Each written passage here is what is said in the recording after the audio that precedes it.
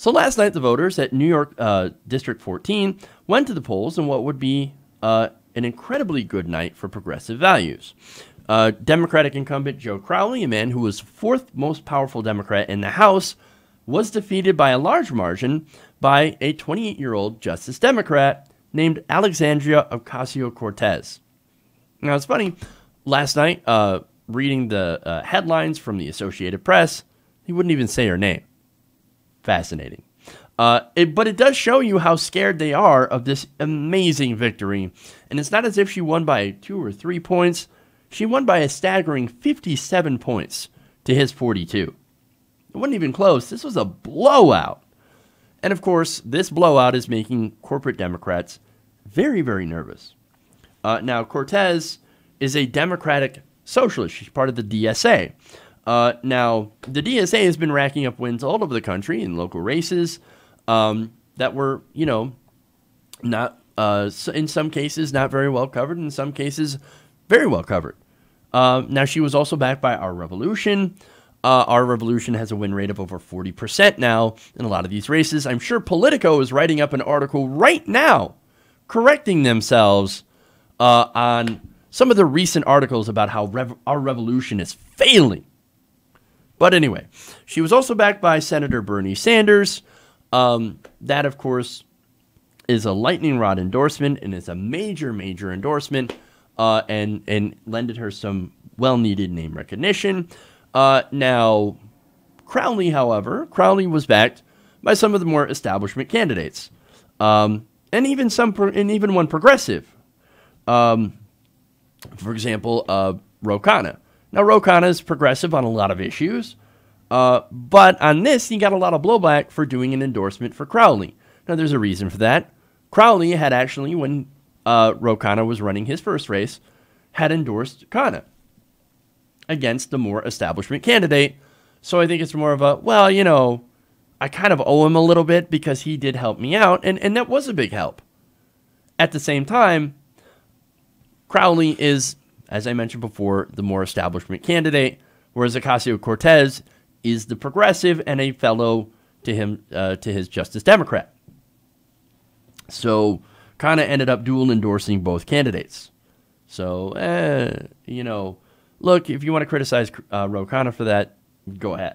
But I think that him on the issues, he's still really good on those issues. But anyway, now, this is an amazing progressive win because she was basically talking about policy.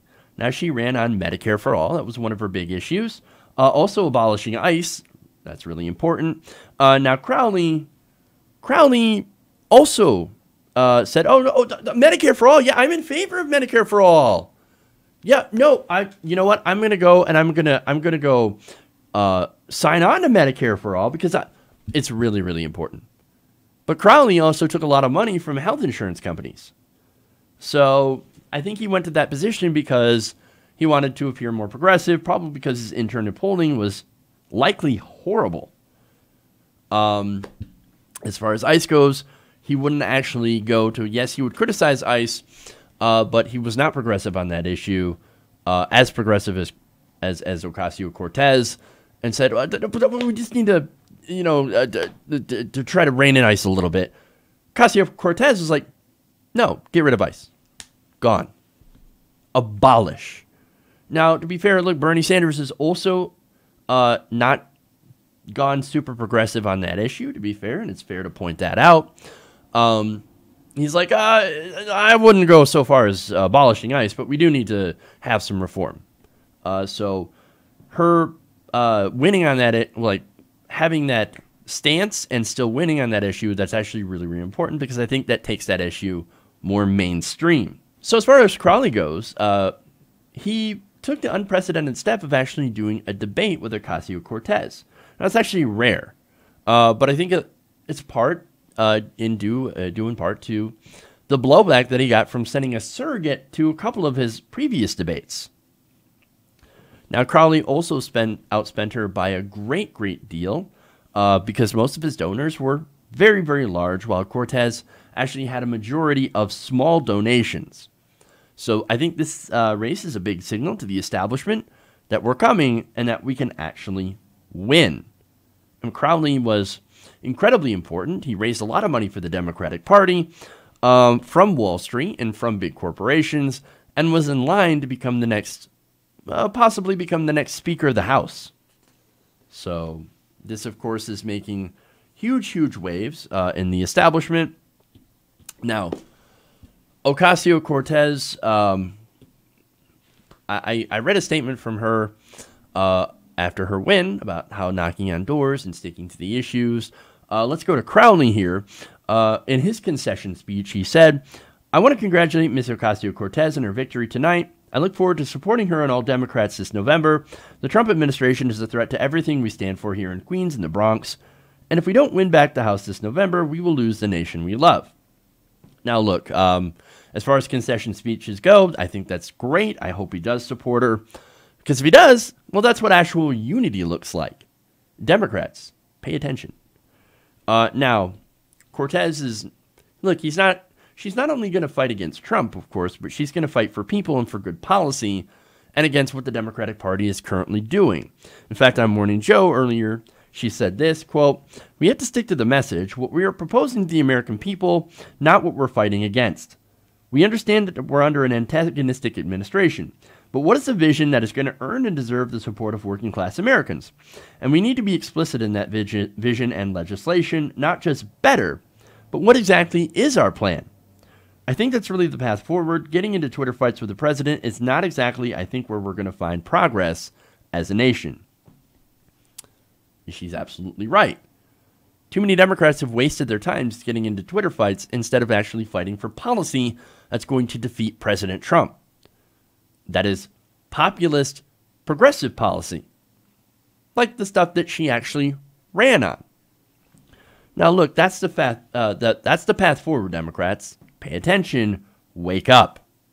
People do not want platitudes or resistance, whatever that means.